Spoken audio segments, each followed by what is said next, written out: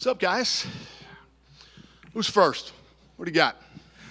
Well, Dana, you just did a little Instagram Live there saying that there's a lot of questions flying around and maybe people should tune into the press conference to have those questions answered. Is Charles Oliveira out of his fight with Islam, and is Alex Volkanovski in? Yes, all of that is true. Round 5 of sparring last night before, he's supposed to jump on a plane today, splits his eyebrow wide open, and had it stitched up last night.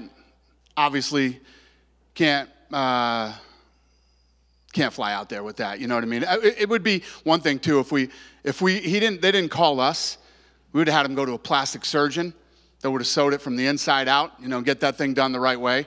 These guys never call us like they should when something happens. They call us after they get it stitched up. But on the flip side too, I could see him not wanting to risk it, getting a shot like this, and then the Volkanovski crew. I mean, him and Israel. These guys are just absolute studs, man. He jumps in and he accepts the fight. So he basically took that fight with one phone call, it seems like. If Charles got cut last night, you call Alex, he says yes right away, 2 weeks notice, I'm in. One phone call, and I would have announced it hours ago, except I was waiting for the guys to wake up in Abu Dhabi to let them know before we reported it. But these guys that surround these guys down in Brazil just can't keep their fucking mouths shut. This came out of Oliveira's camp apparently, and just fucking part of the business, you know what I mean? I would have liked to have talked to the powers that be in Abu Dhabi before it got announced, but people can't keep their fucking mouths shut for whatever reason. They want to act like they're in the know and make these phone calls, so here we are. That said, I mean, Charles Islam wasn't a massive fight, but Alex versus Islam too is probably one of the biggest fights you could get on that card, especially, they did it in Australia, now it's in Abu Dhabi. I mean, what a rematch and what a time to do it. This is how we do it, brother. One fight falls out and we end up making a fight that, it's one of the most anticipated rematches ever in that weight class, so fun. This sport, huh? Mm-hmm. I'll get on to one other story about that then, straight up back to the Contender Series. Paulo Costa went public and said he had surgery 3 weeks ago. Is there any danger that fight could be off? Yeah, it's possible. When do you think we'll get a verdict on if he's going to be able to fight or not? Very soon. Okay. Very soon. Is there another Unless another fucking big mouth pops up out of somewhere, and you know what I mean? So, yeah. Hopefully within a couple hours I'll have an answer for you. Okay. Contender Series then. An amazing series again. The fights tonight, you had started off with 2 crazy knee KOs right off the bat. When you're sitting there and you're watching finish, crazy fight, do you just keep sitting there going, man, if we could get this all year round, that would be way better? Listen, I'll let you guys speak for yourselves, but I would love to do this every Tuesday. Me and the guys were talking today. We're so bummed out that it ends tonight. We lead up to a fight week, right? We got a fight on Tuesday, then we got a fight on Saturday, then we got another fight on Tuesday, and we got another fight on Saturday. I love it. I could do this every Tuesday forever. So starting off with Davin Biddicourt, I mean, when you get a finish like that, you're going to get a contract, 100%. It's just like, how about the kid's got 18 fights and he's 23 years old? I mean, we're talking about Roca, I'm assuming, right? Yeah. Yeah, one of the best finishes. Incredible. But not just that, to survive being slammed again and again in the first round, come out as if that never happened, and then just time the takedowns, perfect, 100%. Right? Love it. And not to mention the fact that let's not talk about, Biddicourt was a tough guy. He looked great too. You know what I mean? He's a guy that's 29 years old, but looked damn good. And Medeiros, yeah. That kid is slick, man. I liked everything about that guy, the composure, this, that. I mean, look at everything that he did. Takedown defense against the guy who's – did you see that guy's back? I mean, the guy looks like he's been wrestling since he was 2. He probably has been wrestling since he was 2. Durable, tough guy with a great record. And, what a finish by him, too. It's funny, sometimes you share the notes you take for that fight. I took the note, another fucking knee KO, I can't believe it. But when you see a guy as him, he's well-rounded at 26, this is a guy you can look at and think, oh, he's not one of the 30-year-olds we sign and we see how they do that. This is a talent and a prospect. 100%. And when you look at him, you look at the way he fought, he's 8-1 now And like you said, he's 26 years old. He's just about to get into his prime. It is like the perfect time for him to get into the UFC. It's going to be fun to see what this kid can do. Yeah. Now, moving on, I'll let someone else ask some questions after this. With Tyrell Finney, you mentioned about his age, and I understand what you mean. There are holes in his game, and he's just such a physical specimen that you sort of think, well, maybe we could throw him in there and he'll learn on the job. But you felt that, no, it's not the time. Here's one of the things that I saw in him. He didn't like to get punched in the face. You know what I mean? That guy's got to get in there and start mixing it up a little more, work on his stand-up. And listen, I'm in a great mood. All these things, what could be better for me right now than anything? I could have signed a guy and brought him in. I truly believe I would be hurting him if I brought him in. You bring him in and he gets matched up right in the UFC, it's not the time for him. He's a young dude. He's only 24 years old. He's a freak athlete. He's got some work to do. He's not ready. Last one from me, a record amount of contracts this season. What do you base that on? Do you think that's you getting more generous in your older age, or do you think that's just the talent in MMA is growing every year? What do you guys think? You were here every Tuesday. It's the talent. There's some guys that are questionable, right? There's some guys that I brought in that are questionable. Connor Matthews is questionable. He looks like he's got some ankle problems. His ankles were rolling and everything.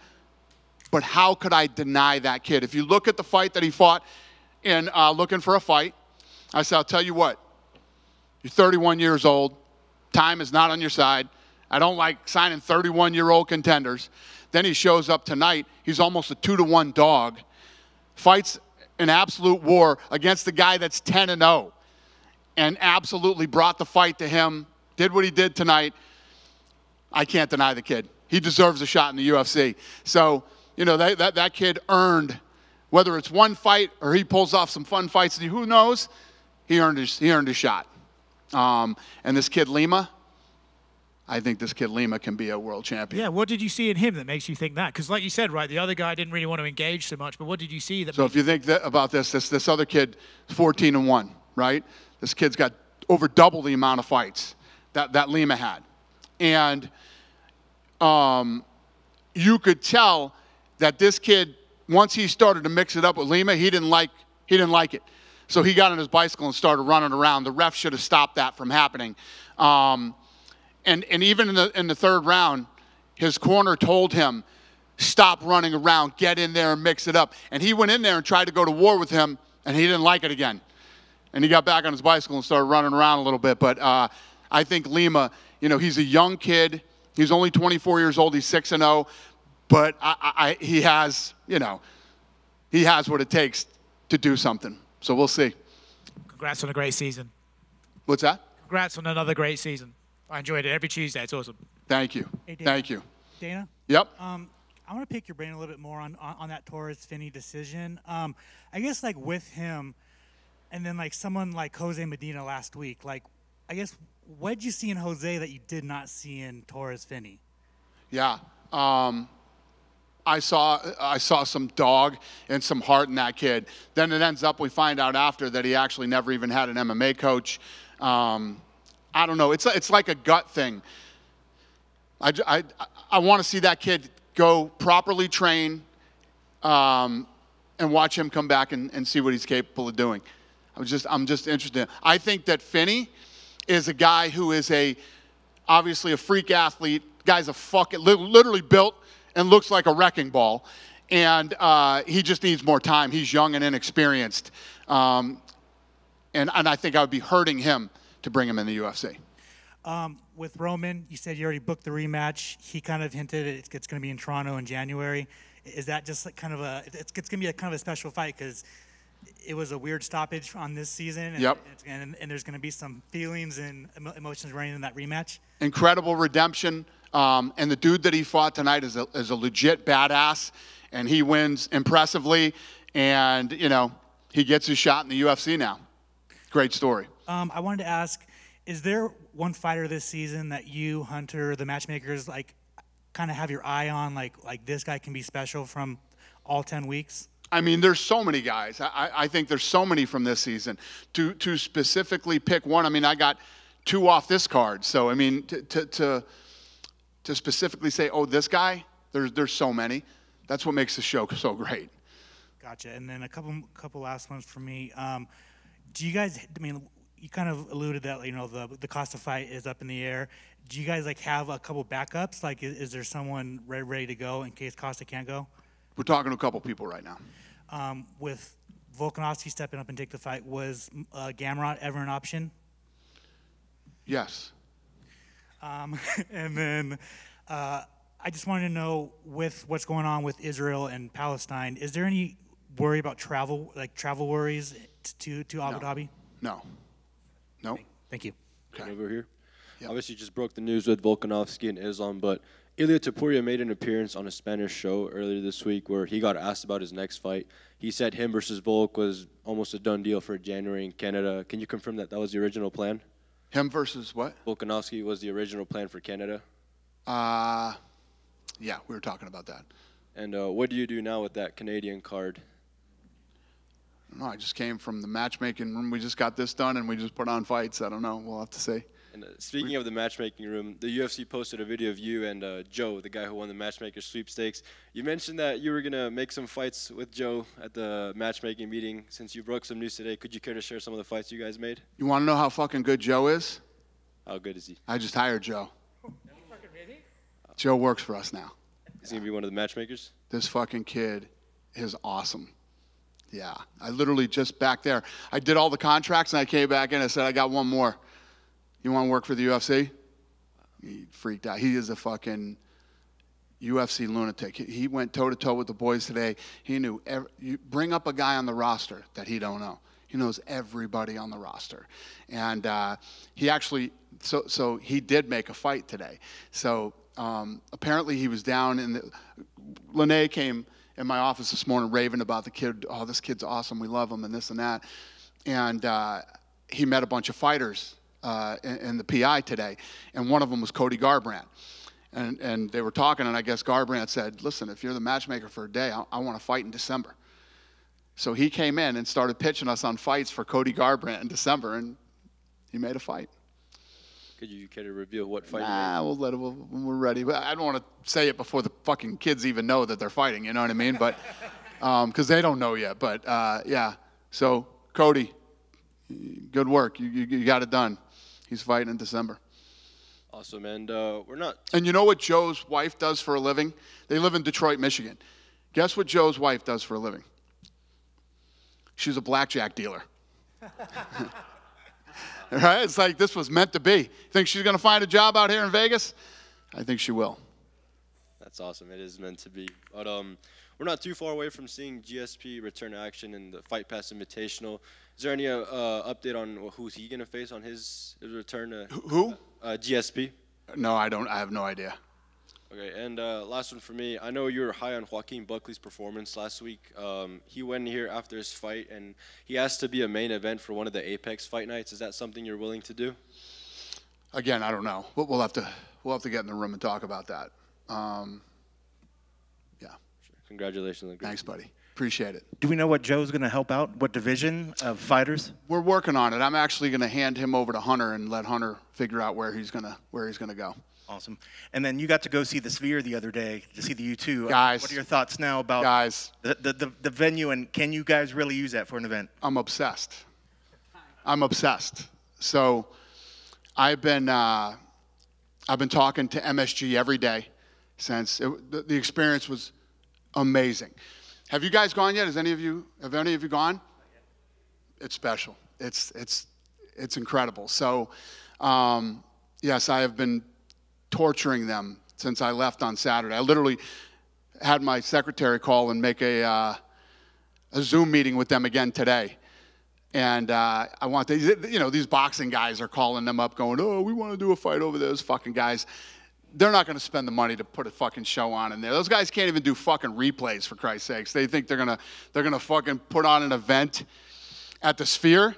The Sphere is a whole nother level. And basically, in my opinion, I don't run the Sphere and it's not my company, but it's so good that for the first at least year, they should do nothing but incredible experiences.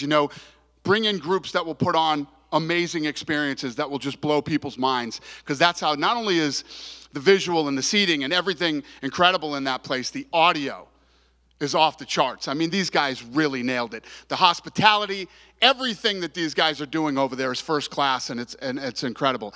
I'm just going to tell you right now, I will put on the greatest live combat sports event anybody has ever seen at the Sphere in September for Mexican Independence Day. I fucking guarantee it.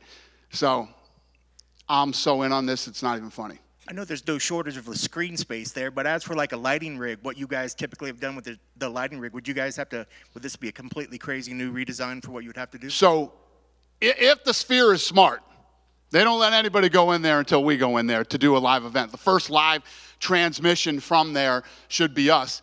And that's why I'm saying September, obviously because I want it for Independence Day, right? But it'll take that long for us to really work this thing out and figure it out. Plus, the other thing is, you know I will spend the money to make it right. Boxing's going to fuck around with them on the tickets and fucking, you know. They don't have the money to do it. None of those bums got the money to do it. I'll do it. Dana, there's talk of 2 promoters in boxing joining forces to potentially take an event to the Sphere. Do you think they could bring the first event there rather than you guys in September? Who, boxing? Yeah. Yeah, they can join all the forces they want to join. Those guys, all they'll do is fight with each other, and who's going to spend the money, who's going to be reimbursed, who gets their money out first. It'll turn into a big fight and eventually turn into a lawsuit, and it will be an absolute fucking nightmare for the Sphere. It was talk of like Golden Boy Promotions and Top Rank. Yeah, good luck to them. Let them. What are they going to do? Oscar going to put up the money? Ryan Garcia. Bob going to put up the money? Who's going to put up the money? Both of them. Both of them? Can't wait to see it. I can't wait to see it. What do you think? You think they're both going to put up the money? I think the UFC show would be great, but I'd like to cover both sports. I'd like to see both boxing and MMA do something there. Me too. You think they're going to do it? You think they're going to pay to program the Sphere and put on an in-house show? You're shaking your head yes. Does that mean yes? No, you think they'll do it? How much would it cost? Shitloads of money. Hundreds of thousands to $1 million, you know, maybe more. How do you get the money back? Is that just from ticket sales? You go in there because you want to put on the baddest motherfucking live sporting event anybody's ever seen. I'm obsessed. Nobody will do it better than we will. That's a fact. I don't care what they say. And listen, if boxing can go in there and they can put on the event and they can do it, more power to them. You know what happens when a boxing event happens? It's a going out of business sale. Let's grab as much money as we possibly can, make one big fight with a shitty undercard. Let's not spend any money on production. Good luck seeing a fucking replay. Come on, you guys. You know better. You guys just like to push my buttons to get me to say a bunch of shit so you can chop it up and put it on social media. You know the truth. You know what's up. You know they're not going to do it. Let's unite. Bob's 92. Oscar's a fucking lunatic. Come on. Dana, speaking of the production, today your broadcast put out a little graphic talking about the season 7 contract winners. On that list for countries, there was 13 different countries represented. When you take a look at your brand and how it's grown, and you talk about it being global, especially looking out, getting talent for the Contender Series, what are your thoughts when you hear that? Well, when you think about how focused I am right now in South America, and when I say South America, from Mexico all the way down to Brazil, right? And the countries that we've hit in South America this season on the Contender Series. Then you think about the global footprint and the brand that we've built and what we're doing and how many guys from, you know, all around the world that we've got this season. This show is incredible. It's one of the greatest, you know, avenues for talent to get right to the UFC and to showcase them with live fights. The best against the best. The matchmaking is off the charts on this show. And, you know, I always talk about how good the production is, you know, for a fight show that is based around up-and-coming talent that none of you have ever heard from or heard about. Look at the production on this show. It's awesome. It's a big deal to me, if you didn't notice. Of course, and obviously you're very much focused on trying to find the best talent, but is there anything within you that when you take a look at that list that, okay, there's a new country or a new region that you want to explore more and try to bring more talent from? Yeah, I mean, if you look at what I'm saying about South America, what we're doing in South America right now, and obviously we're in a rebuilding phase right now in Brazil. And you look at, what was there, 22 Brazilians this season or something like that? 20. Yeah, so, and there was some badass kids on this season from Brazil. So, yeah, we're in a whole rebuilding phase there. You know, if you look at what, Brazil is always going to be a great market where we find incredible talent. Most of the big Brazilian stars have aged out, gotten older, retired, and whatever, and we're in a huge rebuilding phase down in Brazil right now. And last one for me, obviously you talk about and you think big all the time. For you, as you take a look at this Contender Series, you've obviously voiced how much you would like to get it to be a year-round thing for every Tuesday. How do you envision that to come to be? Well, we're coming out of COVID, and the talent pool is much bigger and better than I thought it would be coming out of COVID. So as long as no crazy shit happens in this nutty fucking world we live in right now, give us 3 or 4 years, let the talent pool build up again, and you know, a lot of these smaller shows putting on more and more events, and you know, more money coming into the sport, more guys making money, and it's all good. Awesome, thank you. Thank you. Yep. Lima, André Lima.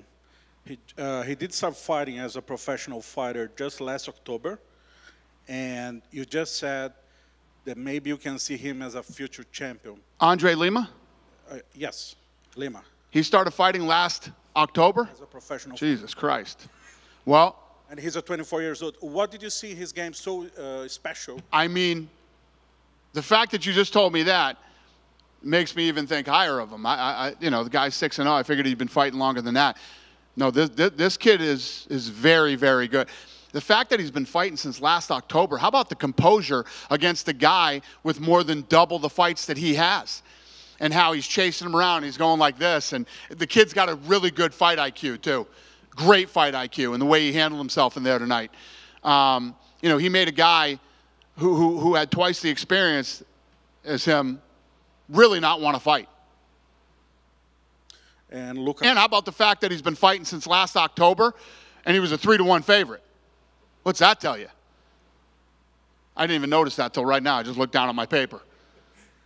So I'm probably not wrong about this one. And Lucas Rocha, the other Brazilian, he didn't make weight last week. And how close were you to, because you said he needed to be impressive tonight, how close were you to maybe not sign him because of the scale issues? Yeah, obviously, you're off to a bad start. You know, when you show up to the Contender Series and you don't make weight. But after watching him tonight, I'm glad we gave him a second chance. Listen, when you look at these kids and you see how talented they are and what they can do, there's so many other things that factor into whether they're going to become a star or a champion or top 10, top 5, making weight, personal problems outside the, outside the sport, and many, many other things that play a factor in whether somebody's going to make it or not. Fame, dealing with fame is a very weird thing for a lot of people. UFC just hired 20 Brazilians this season in Contender Series. Is it fair to say it is the best Brazilian season ever on Contender Series? Yeah, like I was just saying to him, we're in a building phase right now in Brazil. And again, back to the matchmaking. Matchmakers did an incredible job this season with all the talent, not just Brazil, but obviously killed it in Brazil. Yeah, the reason for my question is because 5 years ago, you made Contender Series Brazil here in Vegas, just with Brazilian fighters. Yep. Is there something that maybe we can see again in the future? We could see Contender Series Europe. We could see Contender Series England. We could see Contender Series Australia. The list goes on and on, as long as there's enough talent. You know what I mean? You have to have an overload of really good talent just to match-make some of these fights. Yeah, so far it's not part of the plan in the near future. Sure. I don't know about the near future, but obviously it's a possibility, but the talent has to be there. Perfect. Last one for me. Featherweight female division, 135 pounds. Do you have any update?